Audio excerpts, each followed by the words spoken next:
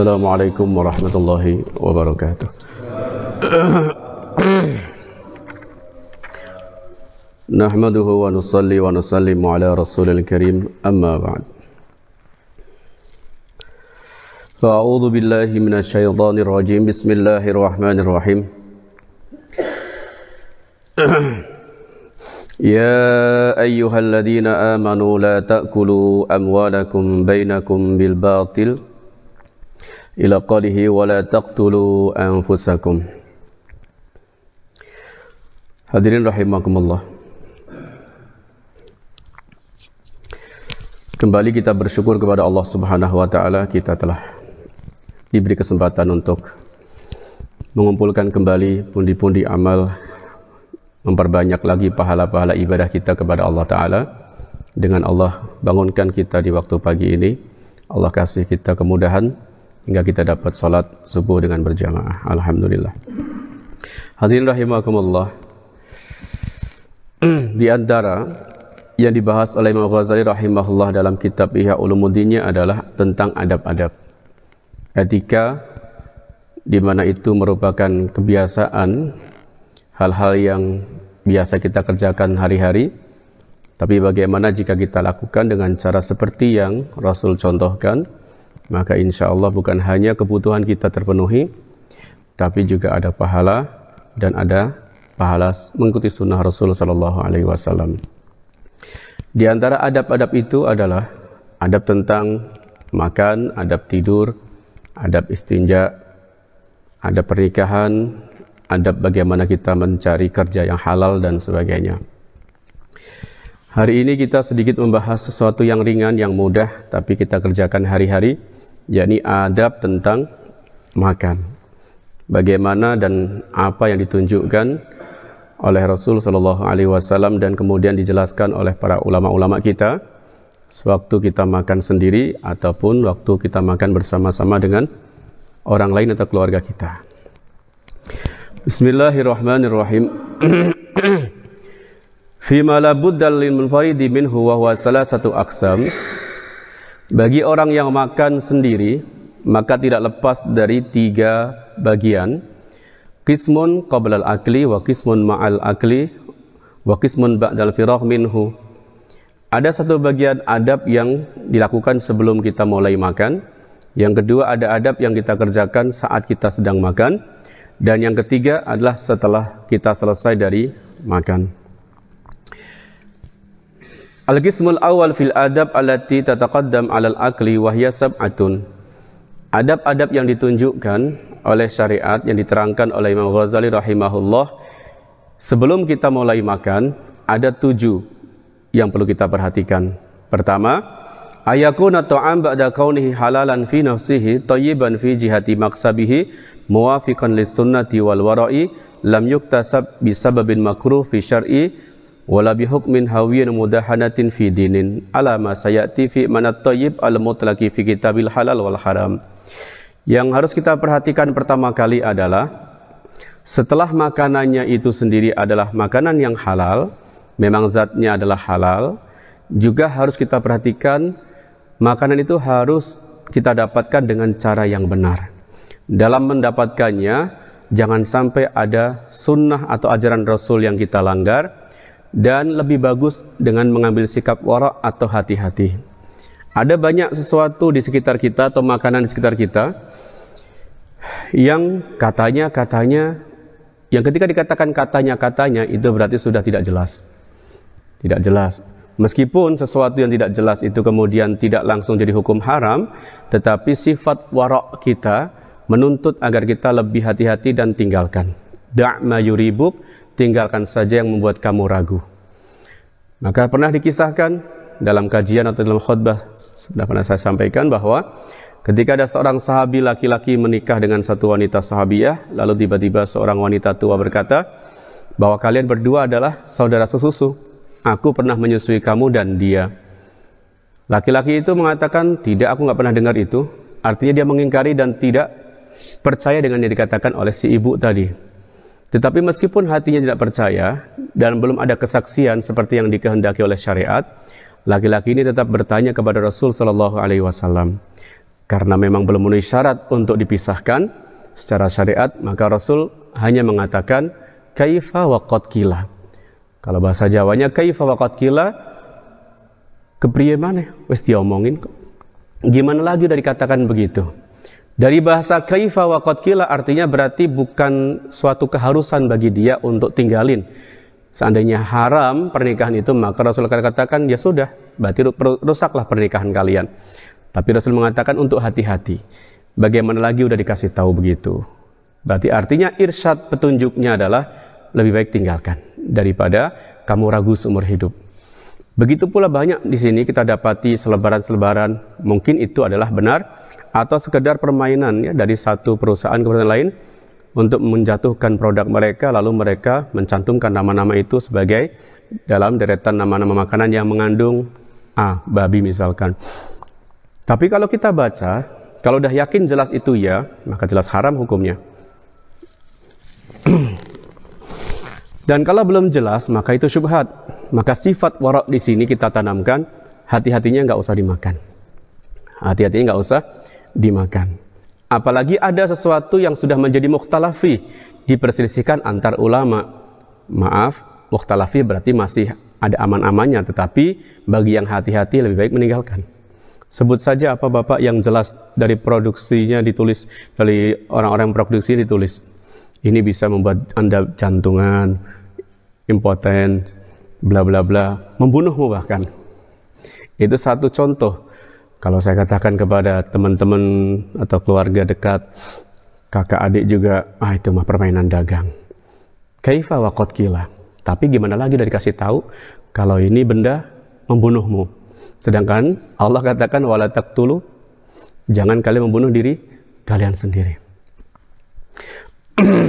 Hadirin rahimakumullah. Maka selain bendanya juga halal, cara mendapatkannya juga dengan cara yang halal.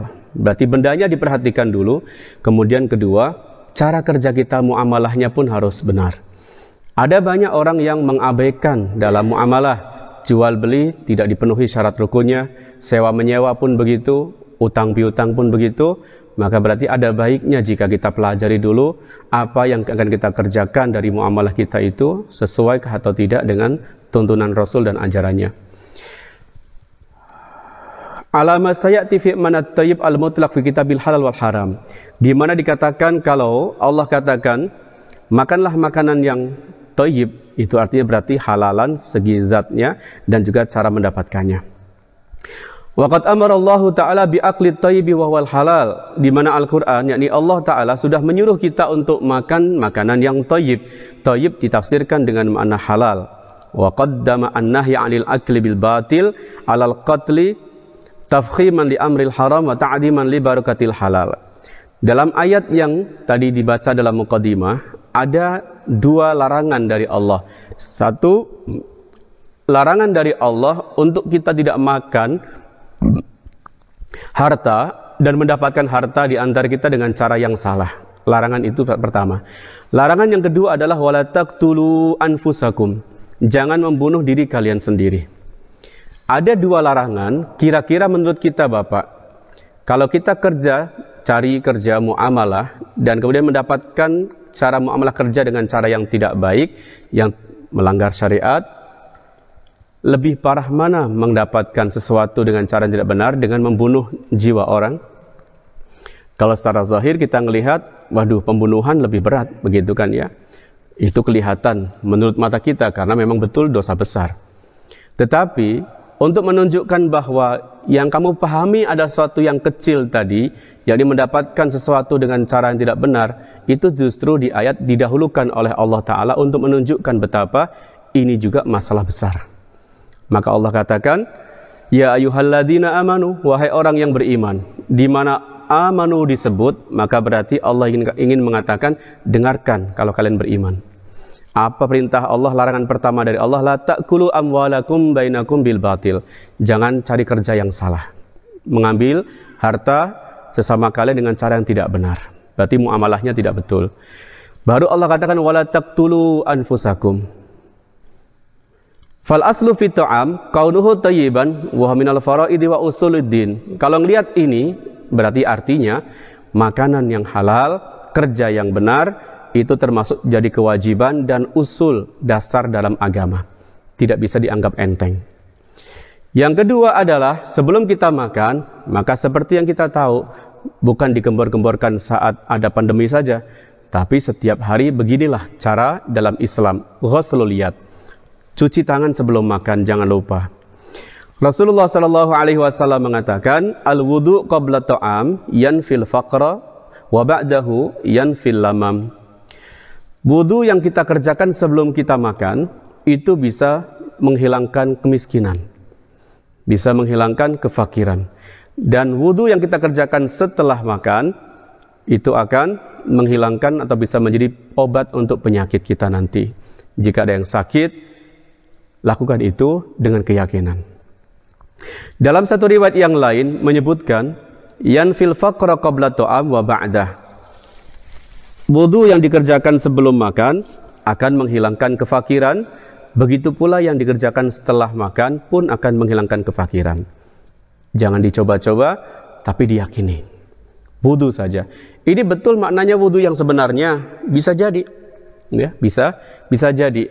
Ada sih sebagian yang mengatakan emang ada hadisnya bahwa sebelum makan cuci tangan dulu. Ada hadisnya tadi disebutkan. Itu kan wudu. Ya, lebih-lebih lagi. Wudu di sini bisa kita terjemahkan dengan wudu yang sebenarnya, yakni wudu syar'i bahasanya, wudu seperti salat.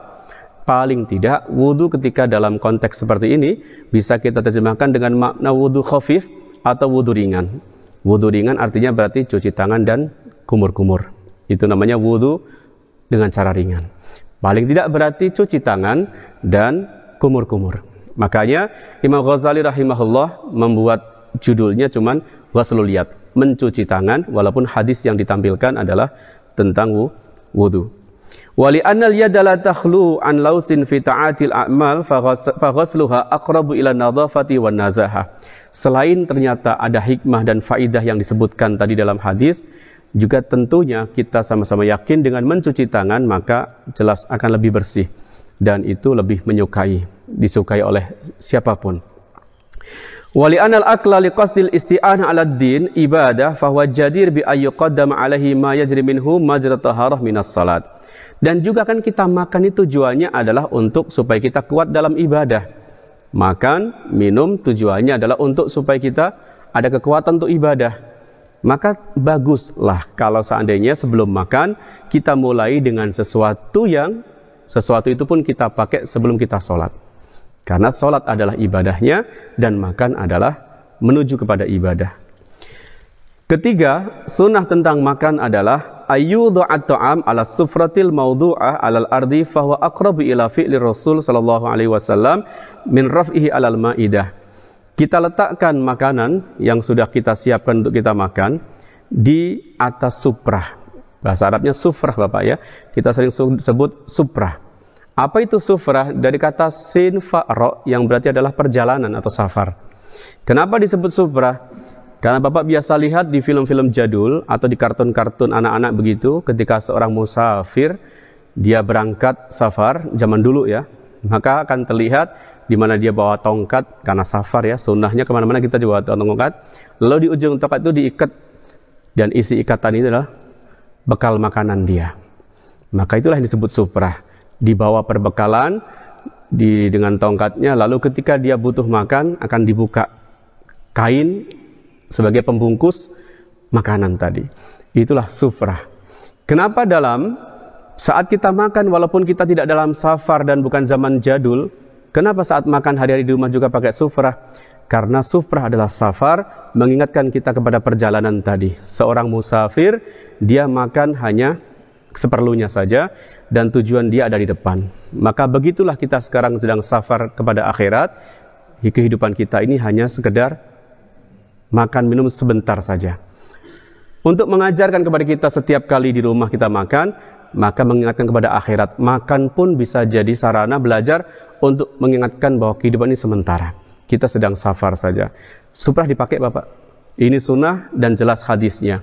Maka nanti di rumah tetap pakai kain. Satu sunnah, kedua nanti ada kaitannya ketika ada makanan yang jatuh, karena suprah kita jaga dan mudah menjaga dari kotoran dan apalagi najis, maka makanan jatuh tidak segan-segan untuk kita ambil, karena nanti adab-adabnya kita ambil, pungutin apapun dari makan kita makan yang jatuh.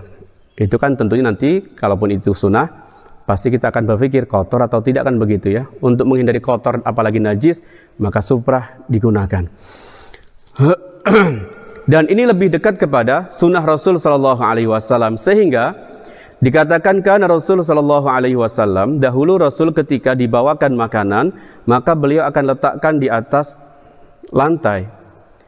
Artinya berarti tidak menggunakan meja makan. Tidak menggunakan meja makan. Wa qala Anas ibn Malik radhiyallahu ta'ala anhu, ma akala Rasulullah sallallahu alaihi wasallam ala khiwanin wala fi sukurrajatin.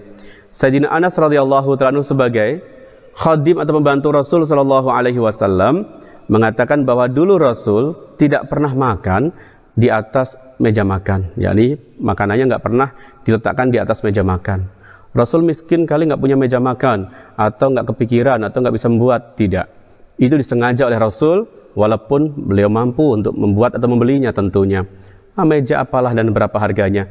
Dibandingkan itu ada banyak benda lagi yang Rasul miliki. Misalkan onta ya, misalkan kuda yang harganya tentu lebih mahal daripada sekedar meja. Tapi kesengajaan inilah. Ada alasan kenapa Rasul Shallallahu Alaihi Wasallam ketika makan tidak menggunakan meja, karena Rasul lebih suka terlihat sebagai orang biasa, tidak bermewah-mewahan, dan lebih suka terlihat seperti hamba biasa, bukan seorang penguasa. Disinilah sifat tawaduknya dimunculkan. Wala fi sukurrujatin, dan Rasul juga tidak menggunakan nampan biasanya, atau tidak menggunakan piring. Jadi gimana? Mungkin karena tidak berkuah ya, di saat tidak berkuah. Dan itu adalah roti ala mereka, jadi mudahlah disimpan di atas suprah yang bersih.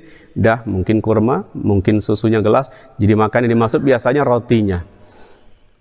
Untuk alasan tadi sekedar menunjukkan bahwa kita makan nggak perlu repot-repot, nggak perlu lama-lama, nggak perlu mewah, sekedar kebutuhan supaya kita bisa makan dan bisa beribadah, tapi nggak ada kesan kesombongan.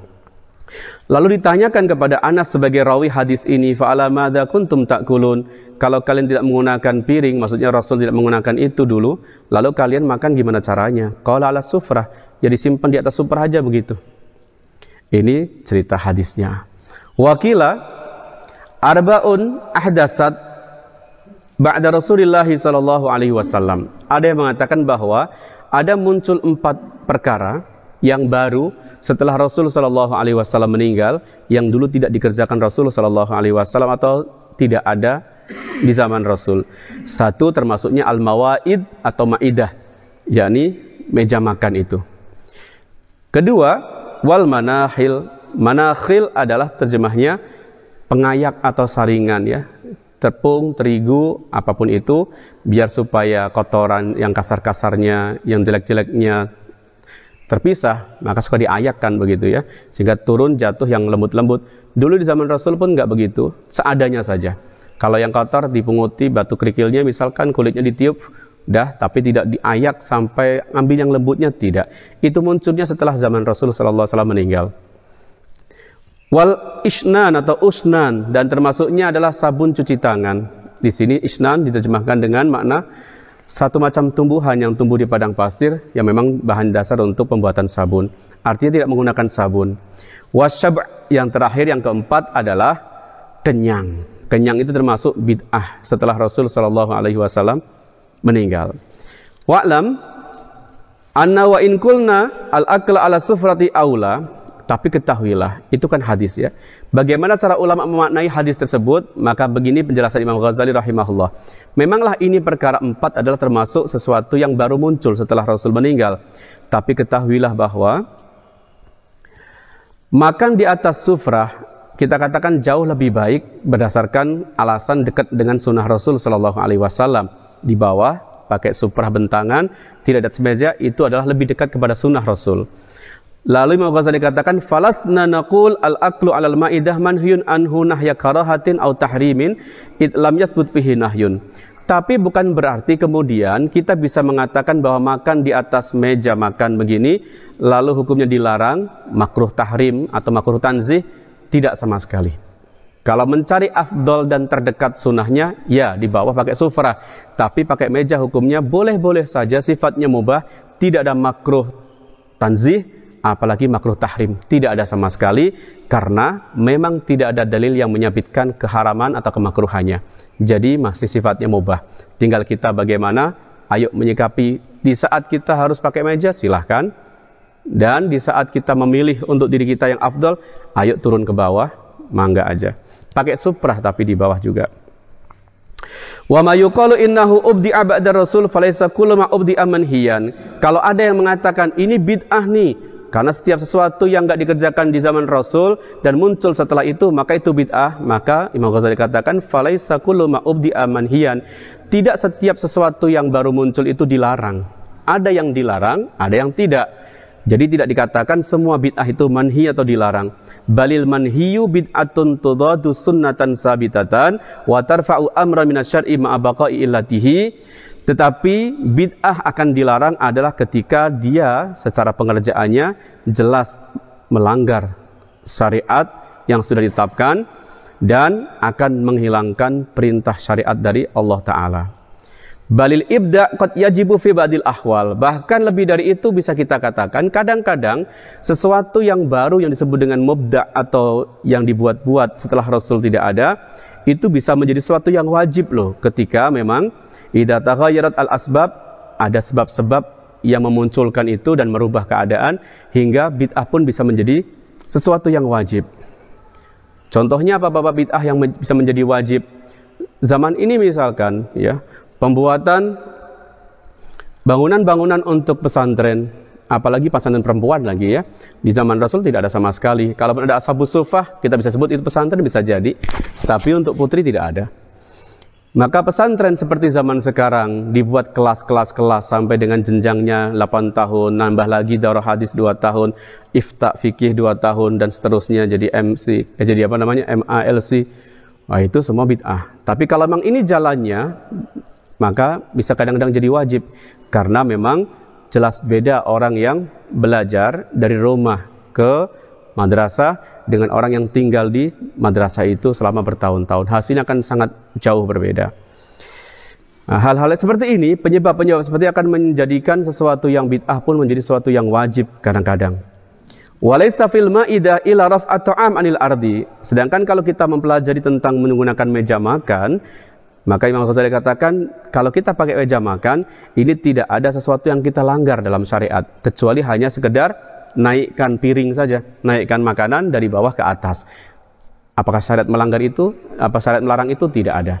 Nah, ketika bid'ah itu ternyata tidak bertentangan dengan syariat sama sekali, ayatnya berkaitan itu nggak ada yang melarang, hadisnya pun nggak ada yang melarang, maka kita katakan bid'ah jadi sesuatu yang mubah saja, yang silahkan dikerjakan. Dan kenapa kita pakai meja makan? Alasannya sebagian orang atau sebagian waktu dan kondisi alasannya untuk memudahkan kita makan. Karena susah kalau di bawah bagi sebagian orang atau sebagian kondisi. Dan lain sebagainya. Dari alasan-alasan yang kalau saya melihat tidak ada makruh-makruhnya. Wal arba'u allati jumi'at fi annaha mubda'ah laysat mutasawiyah. Dan 4 perkara tadi yang kita sebutkan disebut sebagai bid'ah setelah Rasul meninggal, semuanya bukan satu level. Masing-masing punya tingkatan yang berbeda. Misalkan sabun, ya, itu disebutnya bid'ah. Artinya bid'ah dulu tidak dikerjakan memang. Balil usnan atau isnan husnun, walaupun bid'ah pakai sabun sebelum makan, setelah makan, itu sesuatu yang baik. Siapapun, baik syariat maupun zaman sekarang, setelah Rasul meninggal, tetap mengatakan menggunakan sabun sebelum dan setelah makan adalah suatu kebaikan. Lima fi minan nadhafah, karena prinsipnya itu untuk kebersihan dan syariat suka dengan tandhif. Lalu kenapa zaman itu tidak melakukan orang-orang di zaman Rasul? Ada banyak faktor dan alasan. Di antaranya memang ekonomi mereka tidak seperti zaman kita, atau kesibukan mereka adalah lebih fokus kepada sesuatu yang lebih penting daripada sekedar itu semua. Bla bla bla, ada banyak alasan, tapi bukan berarti kalau kita mengerjakan jadi dilarang ya. Ini bid'ah tetapi dianggap bid'ah yang bagus, bid'ah yang baik menurut syariat dan juga qiyas atau logikanya. Yang kedua,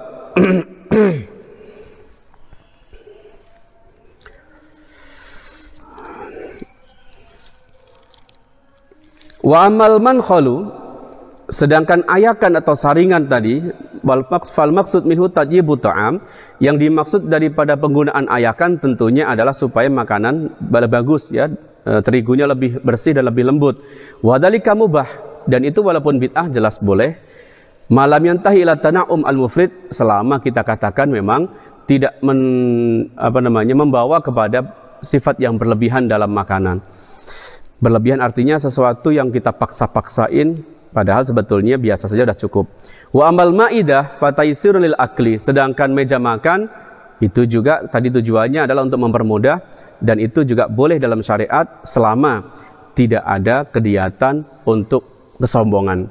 Nah, kalau ada kegiatan kesombongan berarti mending kita tinggalkan. Wa amasyab'u, tah kenyang, ini yang keempat. Itu juga termasuk bid'ah setelah Rasulullah meninggal. Fahuwa asyaddu hadhil arba'ah. Di antara 4 bid'ah tadi, kenyang adalah bid'ah yang paling berat. Fa innahu yad'u ila tahyiji syahawat wa tahrikil adwa fil badan faltudrik at-tafriqa baina hadhil mubda'at. Karena kenyang ini akan bisa membuat gede syahwatnya. Dengan banyak makan dan banyak minum maka gede pula syahwat kita. Ya, syahwat apa? Nafsu untuk semuanya ya. Nafsu untuk duniawinya jadi lebih kuat dan nafsu untuk ibadahnya jadi melemah. Maka dikatakan ini bid'ah dari 4 bid'ah yang disebutkan yang paling berat. Selain itu juga akan menyebabkan banyak munculnya penyakit.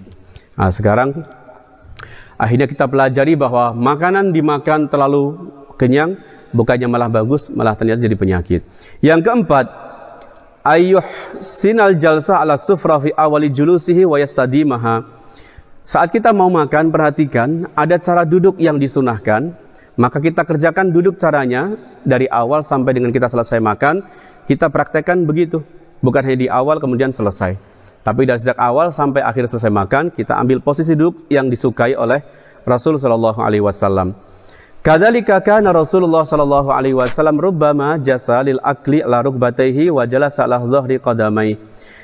Rasulullah sallallahu alaihi wasallam ketika mau makan seringkali terlihat duduknya adalah duduk dengan seperti kita duduk iftirash ya, duduk di atas telapak kaki dengan lutut ditekuk. Berarti seperti iftirash ya Bapak. Kalau dikatakan duduk yang terbaik adalah duduk iftirash, makanya dalam syariat dalam kondisi yang baik, misalkan sholat itu iftirash, kajian pun iftirash. Kalau ke bapak-bapak kan kita nggak wajibkan ya, dulu iftirash Bapak nggak berani kita wajibkan begitu. Tapi kalau kita nanti belajar sendiri adab-adab ta'lim pun duduknya iftirash. Kalau ta'lim 1 jam iftirash kuat, alhamdulillah. Kalau tidak kuat maka paling nggak beberapa menit ada iftirashnya. Saya sendiri kelupaan dong ya. Tapi kalau pas kajian yang sifatnya hari-hari dengan santri, ya kita ingatkan. Iftirash duduknya. Makan pun duduknya begini karena ini lebih disukai. Duduk paling bagus adalah duduk iftirash. Kalau di Jawa, di kita Melayu, duduk paling bagus adalah tarabuk kayak Bapak Nia. Tarabuk itu bahasa Indonesianya apa? Duduk bersila. Ini paling bagus. Tapi ini yang paling dilarang di saat kita duduk kajian setiap hari di pesantren. Di Pakistan dulu, saya tidak tahu kenapa alasannya, kita bertanya-tanya selama ini di Jawa hebat banget loh duduk tarabuk nih, duduk sila bersila gini, tapi di sana sangat-sangat ditegur. Duduk yang lain nggak ditegur, tapi duduk begini bersila kita ditegur. Kalau ngaji, duduknya betulin. Akhirnya kita iftirash lagi, pegel naikkan 1. Ini malah nggak apa-apa di mereka. Makanya Bapak jangan heran kalau nanti ada anak-anak tahfidz dengan posisi duduk begini. Wallahu alam. Ini di kita malah nggak adab ya. Ada dengkul naik ke atas. Tapi di sana malah jadi adab. Ini yang lagi saya pelajari dari dulu. Ini kenapa diajarkan di Pakistan. Maksudnya. Tapi kalau enak belajar ngapalin Quran malah enak begini Bapak. Coba saja Bapak ngapalin Quran dengan begini. Itu malah enak posisinya, apalagi udah jus-jusan setiap hari gitu ya. A'udzubillahi minasyaitonirrajim, bismillahirrahmanirrahim, sambil ngantuk Pak ya. Enak posisinya. Tarabuk sangat tidak diizinkan. Oh, jadi kalau gitu kita belajar iftirash. Lagian ini kila waqal, katanya iftirash ini kalau kuat lama, maka itunya juga kuat lama. Itunya juga kuat lama Bapak. Ini terapi untuk agar itu bisa lama. Coba aja kalau nggak percaya. 1 jam iftirosh setiap hari, saat kajian, saat baca Quran, saat zikir, iftirosh. Lama-lama ada perbaikan untuk rojuliyatnya, kejantanan. Semangat Bapak? Kalau fadilahnya ditunjukin jadi semangat. Apalagi yang mau nikah baru lagi. Lebih semangat. Duduknya saat kita makan, maka duduk yang dipilih Rasul sallallahu alaihi wasallam adalah menekuk 2 lutut dan duduk di atas ini apa namanya? Telapak kaki. Wa rubbama nasaba rijlahul yumna wa jalasa 'alal yusra, dan terkadang Rasul sallallahu alaihi wasallam menaikkan kaki yang kanan dengan duduk di atas kaki yang kiri. Ini dasarnya tadi kayak tadi saya sebutkan. Jadi kita mau ikut adat Jawa atau adat Rasul duduknya. Makan pun begini Bapak. Lebih enak kan makan begini ya. Kalau bersila enak makan Bapak, coba. Tapi udah biasa kan ya masalahnya ya. Coba enakan mana Bapak? Iftirosh atau kaki kanan naik atau bersila. Nah, kita kerjakan yang terbaik dalam syariat dan Rasul sallallahu alaihi wasallam melakukan itu. Wa kana yaqul, dan Rasul sallallahu alaihi wasallam mengatakan la akulu muttaqian. Diperhatikan, aku tidak makan dengan posisi menyandar. Nggak ada cerita makan nyandar. Nyandar itu artinya berarti betul-betul memang menyandar Bapak ya. Seperti orang memang malas begitu. Kita ngajarin ke anak-anak juga, jangan makan sambil nyandarin malas gitu. Kan kita paling asik begitu tuh sambil nonton gitu ya. Nyandar. Suruh maju gitu. Jangan nyandar. La akulu muttaqian. Aku tidak makan dengan posisi menyandar. Innama ana abdun akulu kama yakulul abdu. Aku hanyalah seorang hamba biasa, maka aku makan seperti seorang hamba makan. Nggak ada hamba makan dengan cara begitu ya. Itu adalah sifat orang-orang kaya biasanya. Ya ada apa? Kan gitu. Kalau hamba pasti duduknya iftirosh. Maju ke depan. Menunduk. Begitulah Rasul sallallahu alaihi wasallam mengatakan. Wa ajlisu kama yajlisul abdu. Makanya aku duduk seperti seorang hamba duduk. Wa syurb muttaqian makruhun. Dan jangankan makan, minum pun kalau kita sambil nyandar ada hukum makruhnya. Kata Imam Ghazali rahimahullah. Itu tidak bagus untuk jelas lambung dan pencernaan. Kalau dikatakan makruh, Rasul mengatakan tidak, artinya berarti itu pasti ada efek tidak baik untuk kesehatan. Wa yukrahul aklu na'iman muttaqiyan ila ma yatanaqalu bihi minal hubub. Makruh makan sambil tiduran, makruh makan sambil bersandar ke belakang tadi, kecuali yang dimakan adalah sekedar cemilan-cemilan ringan. Seperti kuaci, kacang garuda, dan cemilan-cemilan sejenisnya yang kecil-kecil bukan makanan berat, maka sambil tiduran tidak apa-apa, bersandar pun gak ada kemakruhannya, karena para sahabat-sahabat Rasul sallallahu alaihi wasallam pun melakukan itu dan Rasul tidak melarang. Sayyidina Ali radhiyallahu ta'ala anhu dikisahkan, beliau pun makan cake, ya, makan bolu, alat terus disimpan di atas, karena nggak ada piring atau memang seadanya, menggunakan perisai, disimpan di atas perisainya sambil tiduran miring. Jadi kalau kita ngelihat, loh nyemil kok sambil tiduran, nggak apa-apa. Tidak dimakruhkan kalau cemilan. Yang dimakruhkan adalah makanan berat. Wa yuqalu munbatih. Ada yang mengatakan bukan muttaji atau tidur miring, bahkan sambil telungkup perut di bawah sambil nyemil, asyik banget. Begitu kan dia sambil nonton lagi asik. Itu tidak makruh kalau cemilan kecil-kecil, ringan-ringan. Wal Arab qad taf'aluhu, dan ternyata orang Arab juga buat itu. Dari zaman dulu Rasul tidak melarang dan sahabi juga mengerjakannya. Bagaimana kalau kita terlanjur minum sambil berdiri? Biasanya ulama katakan itu makruh sambil berdiri. Dan Imam Syafi'i rahimah termasuknya yang kalau terlupa berdiri, maka dia akan muntahkan air minumnya, akan dimuntahkan lagi.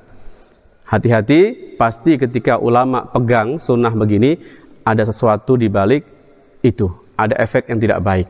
Nah sekarang ada banyak itu semua sunnah yang sudah dilanggar. Udah minumnya pakai tangan kiri, itu satu sunnah dilanggar. Kedua dia berdiri. Ketiga nanti minum satu teguk, satu botol langsung habis, itu juga sunnah yang dilanggar lagi. Apa itu Bapak? Iklan biasanya. Ya, iklan. Begitu gol kontrak masalahnya, langsung tangan kiri berdiri, kuk, harus ada bunyinya karena iklan itu Bapak. Dan kalau udah selesai langsung always titik. Nggak usah disebut ya produknya ya, always titik. Nggak usah always deh, iklan itu jelas kelihatan setiap hari. Pas berbukalah dengan yang manis, itu Ramadan pun pakai tangan kiri dan berdiri pakai kerudung ibunya. Kalau ibunya kencing berdiri, anaknya gimana kencingnya, kan begitu. Artinya di masyarakat kita sudah ini punah. Mana yang sunnah, walaupun ini dikatakan bukan satu yang wajib, tetapi Rasul mencontohkannya dan kita sebagai orang yang beriman ngikuti apa yang Rasul sukai. Karena yang Rasul sukai itu insya Allah pasti ya kita katakan menyukai pula. Mulai sejak ini kita ajarkan ke anak-anak dan kita contohkan. Tidak ada makan berat sambil bersandar, apalagi tiduran, berdiri pun tidak, minum pun kita kerjakan dengan sambil duduk, walaupun sekedar minum. Nah, ini posisi gelasnya kan di atas. Apa galaunya juga tinggi biasanya untuk kopi-kopi di kantor. Walaupun sekedar minum air putih, tetap duduk Bapak ya. Tetap duduk. Maka iklan satu-satunya yang sambil duduk dan pakai nafas di antara tegukan satu yang dengan berikutnya, dengan baca bismillah, alhamdulillah, hanya satu saja iklan yang dibuat oleh seorang atlet di Pakistan.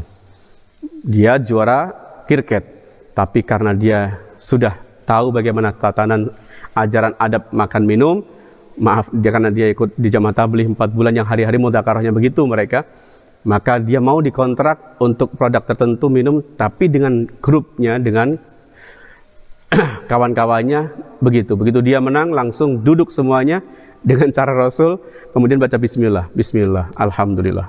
Satu-satunya iklan itu di sedunia kayaknya. Tinggal kita usulkan nanti iklan di Indonesia begitu. Ada produk Islam, minuman yang diiklankan? Harusnya kita mulai begitu. Yang kelima, ayanwiya bi aklihi ayataqawwa bihi ala ta'atillahi ta'ala liyakuna muti'an bil akli wa la yaqsud at-taladdud wa tana'um bil akli. Yang kelima, kita niatkan saat makan, jangan lupa ini makan bukan sekedar nafsu, lapar dan sebagainya, tapi kita niatkan dengan makanan ini, maka kita akan kuat untuk buat ketaatan kepada Allah, supaya kita disebut orang yang taat. Oh, ternyata makan bukan sekedar nafsu, bukan sekedar mengenyangkan, tetapi memang tujuannya adalah ibadah yang utama. Tanpa niat kita pun kenyang, dengan niat kita pun kenyang, cuman beda pahala. Beda dapat dan tidaknya pahala. Ibrahim bin Syaiban rahimahullah berkata, "Mundu samanina sanatan ma akaltu syai'an li syahwati." Sejak 80 tahun, kata Ibrahim bin Syaiban, sejak 80 tahun aku tidak pernah makan hanya gara-gara kepingin atau nafsu. Jadi makanku mungkin lapar, tetap manusia ya, wajar, tapi diarahkannya untuk aku supaya kuat. Berarti tinggal kita belokkan niat Bapak. Kenapa makan sarapan nih? Supaya nanti kuat ibadahnya hari ini. Kenapa makan lagi jam 10? Supaya kuat. Kenapa duhur makan lagi? Supaya kuat. Jadi makan banyak dapat pahala deh. Pahalanya banyak ya. Berarti orang yang makan banyak, banyak pula pahalanya. Ngakalin malaikat. Tetapi bersama dengan tadi niat dibetulkan, bukan begitu caranya. Pagi sarapan niatnya kuat, jam 9 makan lagi niatnya kuat, duhur makan niatnya kuat, tidak begitu. Ternyata wa ma'adzalika, bersama dengan kita luruskan niat, maka kita pula perbaiki kebiasaan ala taklil akli untuk menyedikitkan makan. Oh, tambah. Kalau gitu makan cukup sekali sehari. Kalau cukup. Kurang juga, ya udah 2 kali sehari. Kurang juga 2 kali, 3 kali sehari. Masih nawar lagi?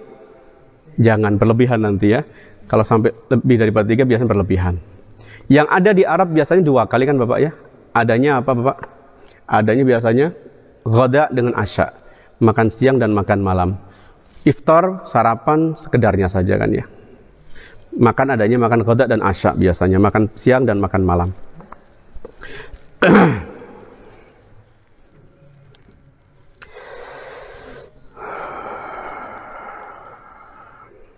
Fa innahu idza akala li ajli quwwatil ibadah lam tasduq niyatuhu illa bi akli ma duna syab'i. Kenapa katanya? Karena kalau memang Anda berkata bahwa saya niatnya untuk ibadah makan ini, maka itu akan benar pengakuan kalau memang Anda tunjukkan makan tidak sampai kekenyangan, makan tidak berlebihan, makan tidak banyak-banyak. Kalau Anda niatnya untuk ibadah tapi makan masih terlalu kenyang dan makan juga banyak-banyak dan sering, itu masih tidak sesuai dengan niatnya tadi. Rasulullah SAW mengatakan, "Ma mala'a adamiyun wi'a'an syarran min batnihi." Manusia tidak memenuhi wadah yang lebih buruk melebihi perutnya sendiri. Berarti kalau ada banyak macam wadah yang dipenuhi oleh manusia yang beriman, yang paling buruk adalah wadah perut tadi. Dan banyak hari ini kita mengerjakannya. Hasbu bunu Adam, cukuplah bagi kita manusia, kalau alasannya adalah untuk menguatkan diri untuk ibadah, supaya badan kuat, luqaimat, beberapa suapan, yakumna, yukimna, yang beberapa suapan itu akan membuat kita bisa tegak berdiri. Nah, kira-kira Bapak bisa merasakan dan perlu kita belajar memang ya. Saat ini pun, ini yang bicara sedang belajar. Karena udah merasa buncit, merasa kegemukan, kolesterolnya tinggi. Oh, ternyata memang benar ya. Jangan pakai nafsu-nafsuan. Diatur makanya. Sebelum kenyang, udahlah berhenti dulu. Akhirnya belajar, Mak. Kalau udah tua gampang belajar. Kalau anak-anak susah ya. Masih masa pertumbuhan, kita mau udah tua, mudah melajarinya.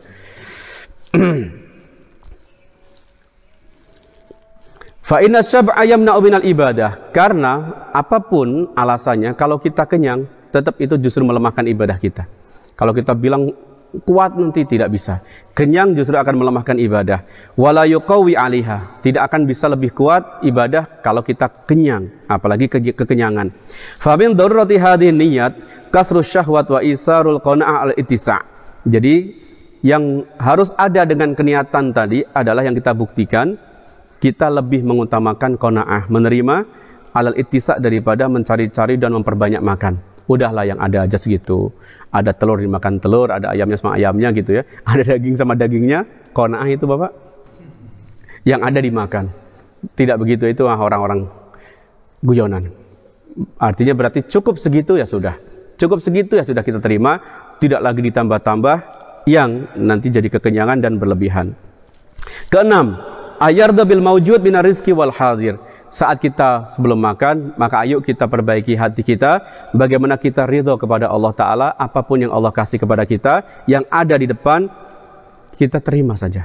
Jangan berarti kita tunjukkan, kita ngeluh, dan tidak senang dengan apa yang Allah berikan kepada kita. Wala yastahidu fit tana'um wa talabi ziyada wa intidaril adam. Kalau memang adanya seperti itu, tidak usah kita nunggu-nunggu yang tidak ada dan nyari-nyari lauk pauk yang tidak ada. Bal min karamatil khubz, bahkan termasuk kemuliaan roti. Ini bicaranya roti Bapak ya. Termasuk kemuliaan roti adalah dia tidak ditunggu oleh yang lain. Karena yang lain. Maksudnya kalau roti udah siap, anget dan siap untuk disantap, kalau belum ada lauknya juga, kemuliaan roti adalah makan aja. Jangan gara-gara sesuatu yang lain roti jadi menunggu. Karena dibandingkan lauk pauk itu, roti adalah secara pandangan syariat lebih mulia. Itu yang dibutuhkan oleh kebutuhan manusia. Waqad waradal amru bi ikramil khubz, dan ada syariatnya memerintahkan agar kita menghormati roti dengan cara berarti sudah siap kita makan saja langsung. Kalau gitu siapin lauknya dulu biar roti nggak menunggu. Caranya kan begitu berarti ya, siapin lauknya dulu biar roti nggak menunggu. Fakul ma yudimur ramq wa yuqawi 'alal ibadah.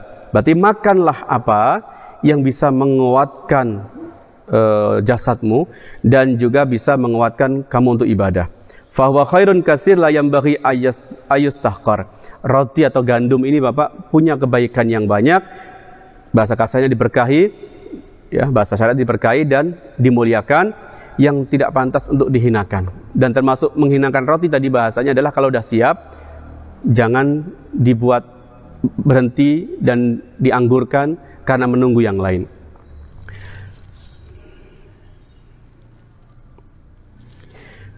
Bahkan maka bahasa mengatakan kalau nanti saat makan sudah tiba, ini bahasanya ke roti ya, tapi bisa kita ambil makna umum berarti. Bahkan saat roti sudah siap dan waktunya tiba, maka akan kita dahulukan roti itu daripada sholat sekalipun. Kan begitu ya. Makan dulu sebelum kita sholat. Jika catatannya waktunya masih longgar. Rasulullah SAW mengatakan, ini hadis sangat populer, sering kali kita dengar, idza hadaral isya wal asya fabda'u bil asya. Kalau waktu isya telah tiba dan waktu makan malam juga telah tiba, maka dahulukan makan malam. Benar nih begitu? Ya. Imam Abu Hanifah rahimahullah pun memilih ini dengan alasan lebih baik makan saya jadi sholat daripada sholat saya jadi makan. Berarti kalau waktunya luas, maka hukumnya kalau memang begini lebih banyak ulama memilih dahulukan makan, biar sholatnya lebih khusyuk dan tenang. Wa kana Ibnu Umar, dan dikatakan bahwa Ibnu Umar radhiyallahu taala anhuma, rubbama sami'a qira'atal imam, beliau bahkan mendengar imam sudah mulai itu bacaan qiraahnya di masjid, tetapi terlihat beliau tidak berdiri dan meninggalkan makan malamnya, lanjut terus makan malamnya. Apakah ini hanya untuk makan malam? Sebagian ulama mengatakan ya, kalau melihat zahir hadisnya. Sebagian mengatakan tidak. Biasanya kan dalam kaidah fikih bahwa sesuatu itu diambil makna umumnya, tidak diambil makna khususnya, ya. Kalau memang makan malam alasannya adalah sama, yakni supaya kita tenang nanti sholatnya, maka makan siang pun bisa jadi alasan sama. Cuman mungkin makan asyaknya zaman itu waktunya habis maghrib biasanya. Jadi akhirnya bertepatan dengan isya kalau lagi makan. Beda dengan makan siang. Makan siang kalau kita kan jam zuhur ya, cuti dari kerja, makan siang tuh jam sholat biasanya. Ghada biasanya sebelum itu qailah dulu ya, terus baru makan, sholat, makan. Atau ghada biasanya sebelum itu, sebelum qailulah. Terus fa amma idza hadara ta'am wa uqimas shalat wa kana fi ta'khir ma yubridu ta'am. Kalau makan sudah siap dan sholat juga iqamat dimulai, dan kalau kita menunda makan akhirnya makanan jadi dingin atau membuat kita jadi nggak tenang sholatnya, maka mendahulukan makan jauh lebih disukai daripada tergesa-gesa sholatnya dan kepikiran makannya, jika memang waktunya masih longgar. Taqat an-nafsu aulam tutiq, sama ada, baik memang waktu itu udah kepingin makan sekali ataupun belum, tidak ada bedanya, tetap didahulukan makan kalau memang waktunya masih longgar. Ini membahasnya Imam Ghazali dari memuliakan roti tadi ya, dan dipakai untuk umum di adab-adab makan bahwa tidak harus roti. Wa kana li umil khabar wa li anna al-qalba la yakhlu anil iltifat ila ta'am. Kenapa begitu? Alasannya karena hadisnya umum. Jadi kita pakai hadis yang umum bahwa itu baik dia lapar sekali ataupun tidak sama saja. Dan walaupun kita nggak lapar sekali, kalau makanan sudah siap di depan dan kita tunda, ada saja hati perasaan untuk ingat kepada makanan tadi. Itu jadi alasan. Yang ketujuh terakhir, adab makan sebelum kita mulai makan adalah ayastahida fi taksiril aidi ala ta'am. Kalau bisa, ajak orang-orang untuk makan bersama dengan berjamaah. Semakin banyak tangan berjamaah dalam satu nampan, satu piring, walaupun itu dengan keluarganya sendiri atau anaknya, siapapun ataupun orang lain, maka akan semakin dapat keberkahannya. Rasulullah SAW mengatakan, istami'u ala ta'amikum yubarak lakum fi. Berkumpullah saat makan bersama-sama, maka kalian akan mendapatkan keberkahan dalam makan yang kalian kerjakan bersama-sama. Sayyidina Anas radhiyallahu ta'ala anhu berkata, dahulu Rasul sallallahu alaihi wasallam la ya'kulu wahdah, tidak makan sendirian. Jadi makan bersama ini sunnah. Ya. Makan satu nampan bersama, satu piring bersama, mau dengan istri, mau dengan anak, itu sunnah. Mau dengan kawan-kawan, mau dengan saudara, tetangga, itu sunnah. Tapi sekali lagi bukan berarti makan sepiring sendiri dilarang, tidak ya. Kalau dikatakan Rasul begitu, sahabat juga begitu, itu berarti lebih mirip kalau kita kerjakan ke sana. Tapi kayak tadi, adapun kalau kita makan sendiri, bukan sesuatu yang dilarang, mubah saja, nggak ada makruh tahrim, nggak ada makruh tanzih. Kedua, adab-adab tentang makan, kalau tadi sebelum ada 7, maka di saat kita sedang makan, pertama disebutkan jangan lupa baca bismillah di awalnya, alhamdulillah di akhirnya. Setiap kita masuk nih, maka bismillah dulu. Setiap masuk lagi, bismillah lagi. Bismillah, makan. Bismillah, makan. Itu lebih bagus lagi. Gimana kira-kira Bapak? Setiap kali masuk suapan, bismillah dulu. Terus begitu, bismillah, bismillah. Satu, bismillah. Kedua, bismillahirrahman. Ketiga, bismillahirrahmanirrahim.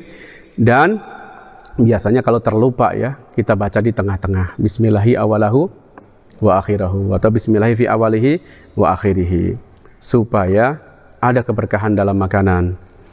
Wa yaqulu bil yumna, jangan lupa makan dengan tangan kanan. Ini diajarkan dari kecil, tapi sekarang banyak juga nggak perhatikan. Anak kita udah terbiasa makan dengan tangan kiri, karena orang tuanya udah tidak peduli lagi dengan itu. Wa yabda'u bil milhi, dimulai dengan kita cicipin garam dulu, yang sering kali dibahasakan oleh kawan-kawan ya. Apa ada itu betul? Ada cicipin garam dulu sebelum makan? Iya, cicipin garam dulu. Kemudian setelah selesai pun ditutup dengan nyicipin garam lagi. Tapi di sini nggak dibahas tentang bagaimana hikmahnya atau kesehatan secara medis, nggak dibahas. Bisa Bapak cari, mungkin insya Allah sudah banyak ditemukan hikmah-hikmah kalau setelah dikaji oleh orang-orang zaman sekarang. Wa yusaghirul luqmah, dan kalau bisa suapan pun jangan gede-gede, jangan terlalu gede ya. Ada yang makannya kan gitu kan ya. Jangan besar-besar, itu termasuk adabnya. Walaupun kita makan sendiri, apalagi dengan nanti ada adab sendiri ketika makan bersama-sama. Luqmahnya kecil saja, suapannya kecil, dan tetapi kunyahannya yang bagus. Berarti tidak akan memberatkan kerja lambung kita. Dikunyah sebagus mungkin. Kalau orang tergesa-gesa kan nggak dikunyah ya. Dan makannya banyak lagi. Wama lam yabtaliha lam yamuddu al yada ilal ukhra fa inna dzalika ajala fil akli. Kalau yang di mulut belum ketelen, adabnya jangan keburu ngambil lagi. Jangan keburu nyendok lagi, jangan keburu ngambil lagi. Telan dulu. Kalau tidak, itu menunjukkan kita terburu-buru dalam makan. Belum lagi udah dimasukkan lagi terus begitu. Wa alla yadhima makulan. Satu hal lagi penting, jangan pernah mencaci makanan. Apapun itu, gimana pun rasanya jangan dicaci, apalagi di depan orang yang masak, istri kita. Lebih menyakitkan lagi ke hati orang lain. Kalaupun tidak di depan istri, masalahnya ini makanan muhtaram, dihormati dan dimuliakan. Jadi gimana caranya kalau kita nggak suka? Ikuti Rasulullah. Karena Rasulullah sallallahu alaihi wasallam dulu Rasul tidak pernah mencaci makanan. Karena idza ajabahu akalah. Dulu Rasul kalau memang suka, beliau akan makan. Kalau tidak, tarokah. Dia akan tinggalkan dah, gitu aja. Jadi nggak ada apa ini, keasinan, nggak enak. Waduh, itu yang di dapur dongkol banget, menyakitkan orang lagi. Wa ayakula mimma yalih. Berikutnya makan dari yang dekat. Kalau nanti berjamaah, apalagi ya. Makan sendiri pun di piring dimulai dari yang dekat. Karena Rasul mengatakan apa? Kul mimma yalik. Makan dari yang mulai dari dekat. Walaupun itu piring kita sendiri, dari yang paling dekat. Sumakana yadur alal fakihah. Rasulullah sallallahu alaihi wasallam waktu itu menyuruh orang lain supaya makan dari yang dekat. Jangan tangannya kemana-mana. Tapi ketika Rasul sendiri makan bersama sahabat, terlihat Rasul ngambil, ada buah yang di sana diambil, ada buah itu diambil. Maka seseorang berkata, mengingatkan, ya Rasul, bukankah Anda melarang dan mengatakan makanlah dari yang dekat, tapi kenapa Anda sendiri mengambil dari sana dan sini? Rasul katakan ini beda. Kalau buah-buahan dan macamnya beda-beda, boleh kita pilih-pilih. Oh, sukanya kurma, ambil kurma di sana, walaupun kurma yang jauh, ambil buah yang lain di sana. Tapi kalau kita makan di piring kita, dan itu makanan berat, dari pinggir, tidak dari yang jauh. Faqilahu fi dzalika faqala laisa huwa naw'an wahidan. Alasannya kenapa Rasul waktu itu mengambil dari yang jauh, mengatakan bahwa karena makanannya tidak satu macam, dan itu buah-buahan, bukan makanan berat, jadi memilih mana yang mau dimakan. Wa alla yaqula min darwatil qas'ah wala min wasit ta'am. Makan pun dari yang dekat, dari pinggir, bukan dari tengah, bukan dari yang paling ujung atas, begitu. Karena bisa jadi keberkahannya memang Allah letakkan di tengah itu, jadi mulai dari bawah. Kenapa ini disampaikan? Kebiasaan orang-orang yang makan roti biasanya itu makan di tengahnya, pinggirannya dibuang. Di mana-mana begitu biasanya. Maka ajarannya dari pinggir kemudian sampai habis ke tengah. Berikutnya, wa amasyurbu fa adabuhu ayakhudal kus biyaminihi. Untuk minum, kita ambil gelas dengan tangan kanan dan baca bismillah. Minumnya seteguk-seteguk, jangan sekaligus. Kadang-kadang anak-anak kecil, anak saya juga termasuknya, pulang-pulang salah paham. Kata ibu guru tidak boleh minum sambil bernafas. Iya, jangan bernafas dalam wadah. Itu larangannya, Dek. Bukan tidak boleh bernafas, justru bernafas itu bagus. Jangan sekaligus kek, itu tidak baik dan tidak sunnah. Sunnahnya bismillah, buang nafas keluar, alhamdulillah. Bismillah, buang nafas lagi, alhamdulillah. Begitu caranya, Dek. Bukan tidak boleh bernafas sama sekali, maksudnya jangan bernafas di dalam wadah. Tapi bagusnya setiap tegukan nafas buang. Kenapa begitu? Teorinya mungkin kita sering dengar kalau itu ya. Karena air kan dingin, tubuh kita dalamnya panas. Begitu satu kali masuk air, maka akan menguap. Uap itu biarkan dia keluar. Jangan disemprotkan ke wadah, uap itu semprotkan keluar. Dan jangan pula langsung teguk-teguk dengan begitu nanti uap akan terhalang keluar dan akan jadi penyakit di dalam. Maka ajari anak-anak dengan cara duduk itu sehat, nafas setiap tegukan jangan sekaligus dihabiskan, karena itu akan ada penyakit yang muncul dari cara minum yang salah. Rasulullah mengatakan, musulma musson, minumlah seteguk-seteguk, wala ta'ubbuhu abban, jangan minum sekaligus, fa innal kibat minal abbi, karena penyakit-penyakit yang ke urusannya hati dan jantung itu diakibatkan dari minum sekaligus. Awal-awalnya begitu. Wala yashrabu qa'iman, jangan minum sambil berdiri dan jangan pula sambil tidur miring. Rasul melarang hal itu. Ada larangan minum sambil berdiri. Diriwayatkan bahwasanya Rasul sallallahu alaihi wasallam memang minum sambil berdiri. Wala'allahu, Imam Ghazali katakan bisa jadi itu karena udzur. Berarti sekali-kali bagi Rasul bisa jadi wajib ya, untuk menunjukkan bahwa minum sambil berdiri tidak wajib dan tidak haram. Minum duduk tidak wajib dan berdiri tidak haram, maka bagi Rasul untuk contoh, kadang-kadang jadi wajib seumur hidup untuk menunjukkan hukum. Tapi bagi kita jangan jadi alasan. Liudrin, atau ada yang mengatakan itu zam-zam. Akhirnya muncullah di masyarakat ya, kalau minum zam-zam sambil berdiri menghadap kiblat. Kemudian bagian ketiga, adab makan yang disunahkan setelah kita selesai makan adalah ayumsika qabla syab'i. Pertama yang diperhatikan, kita harus berhenti sebelum kita merasa kenyang. Sebelum kita merasa kenyang, berhenti kalau udah dianggap cukup. Dan kemudian kita lamutin, maaf bukan satu yang jorok ini ya, sebagian orang merasa itu jorok, membersihkan jari-jari dengan kita lamutin, kemudian habis itu kita pakai tisu dan semacamnya, kemudian cuci deh. Tapi sebelum dicuci tangannya, sebelum kita bersihkan dulu, karena alasannya selain itu sunnah, jangan-jangan berkahnya di situ. Kalau dikatakan berkah Bapak, ini cukup untuk kekuatan badan kita. Karena kita nggak tahu di mana letak berkahnya, makanya piring pun kita habiskan bersih kalau di situ berkahnya. Wa yaltaqitu futta tat'am, yang berjatuhan kita pungut itu juga termasuk sunnahnya, makanya pakai sufrah. Rasulullah sallallahu alaihi wasallam mengatakan, man akala ma yasqutu minal maidah asha fi si'atin wa ufiya fi waladi. Barang siapa makan memunguti yang berjatuhan tadi dari maidah, dari suprahnya yang sudah disiapkan atau dari meja makannya, asha fi sa'atin, jaminannya dia akan mendapatkan ma'isyah yang luas. Dimudahkan rizkinya Bapak, ternyata dimudahkan rizkinya dari sana. Sesuatu yang kita anggap sepele ya.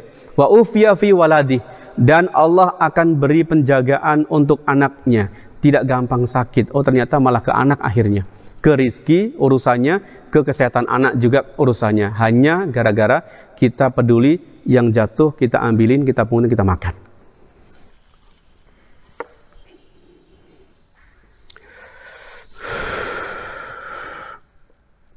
Dan banyak lagi.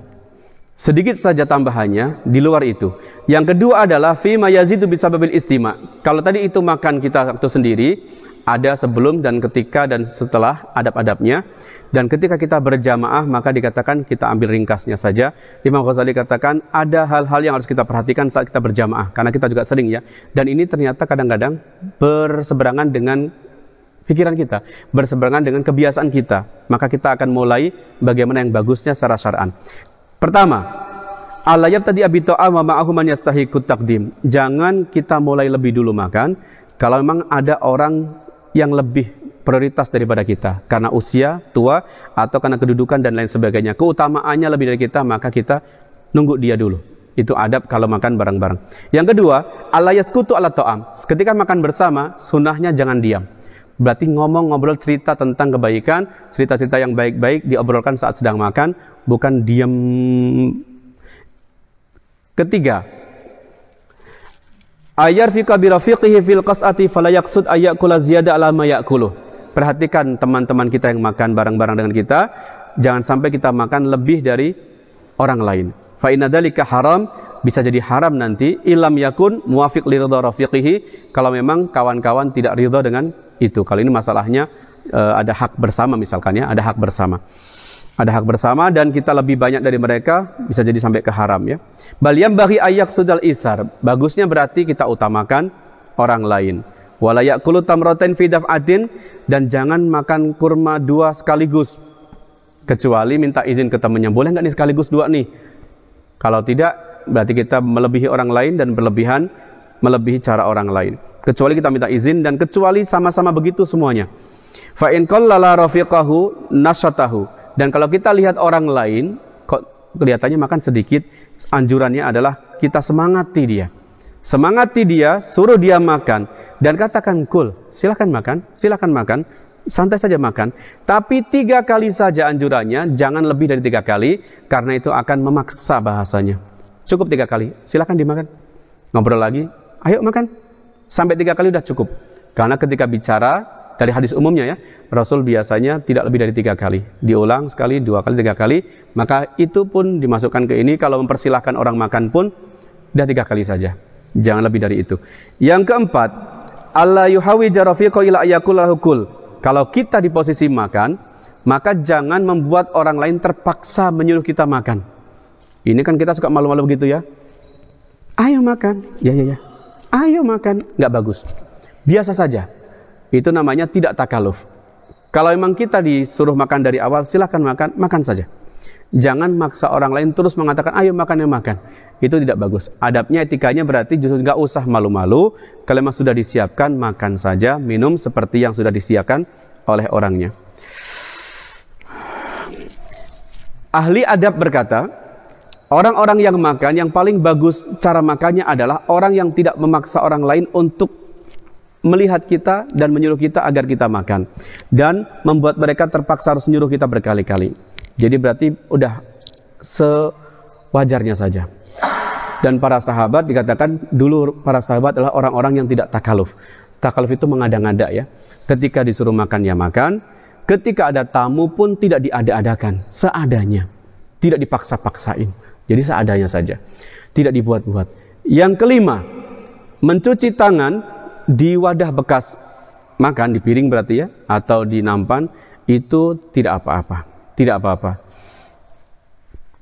Tetapi kalau kita makan bersama dengan kawan-kawan, kalau kita merasa bahwa ini tidak bagus dan dilihat jadi tidak enak rasanya, maka ditinggalkan. Kata Imam Ghazali, kalau sendiri tidak apa-apa, tapi kalau makan berjamaah dan dirasa itu tidak bagus, lebih baik tidak dikerjakan untuk cuci tangan di piring. Suka begitu kan ya, di nampan cuci tangan di situ suka ada. Kita hindari kalau makan bersama, mending cuci di tempat lain. Tapi ketika memang kawan-kawan sepaham dengan kita dan orang lain pun memang begitu menuangkan air untuk supaya kita nggak repot pergi jauh tempat cuci tangan, silakan. Karena semuanya sama dan tidak merasa sungkan-sungkan dengan perbuatan itu, maka silakan. Istama'a Anas bin Malik wa Sabit al-Bunani. Waktu itu pernah dikatakan Anas bin Malik, khadimnya Rasul, sedang bersama Sabit al-Bunani. Mereka makan, kemudian faqaddima Anas at-tosta ilaihi famtan asabit. Faqaddama Anas at-tosta ilaihi famtan asabit. Faqala Anas, idza akramaka akhuka faqbal karamatahu. Kemudian Anas, karena biasa melayani Rasul ya, jadi suka biasa melayani, ke orang lain pun begitu.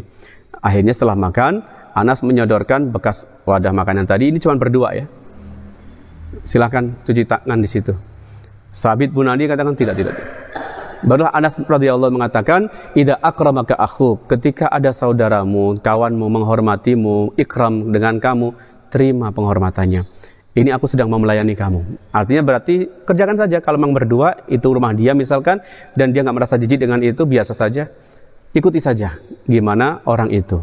Berarti bagaimana kondisinya, kita sesuaikan, kondisional. Diriwayatkan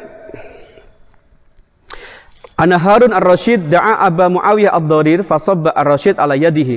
Harun ar-Rasyid pun seorang khalifah, dikatakan waktu itu mengundang Abu Muawiyah ad-Dharir, lalu Harun ar-Rasyid sendiri menuangkan air untuk tangan Muawiyah ad-Dharir tadi, Aba Muawiyah ad-Dharir, supaya cuci tangan di wadah. Falamma faragha qala, ya Aba Muawiyah tadri man sabba ala yadaik? Faqala la, qala sabba Amirul Mukminin. Ketika sudah mencuci tangannya tadi di wadah, maka dikatakan kepada Aba Muawiyah ad-Dharir, Tadi nggak sadar ternyata ya. Ketika dia habis makan, kemudian disuruh untuk cuci tangan di situ di wadahnya. Lalu ditanyakan, wahai Aba Muawiyah, kamu tahu nggak tadi siapa yang menuangkan air untuk cuci tangan? Dia katakan, tidak, siapa ya? Sabahu Amirul Mukminin. Yang menuangkan tadi Amirul Mukminin loh. Kalau kelasnya presiden Bapak ya, itu presiden loh. Wah, ini perbuatan yang sangat mulia. Di mana kita punya derajat tinggi, tapi mau turun ke bawah. Faqala ya Amirul Mukminin, inama akramta al-ilma wa ajlaltahu fa ajalakallah wa akramaka kama ahlalta ilma wa ahlah. Akhirnya baru sadar dan mendoakan Harun ar-Rasyid.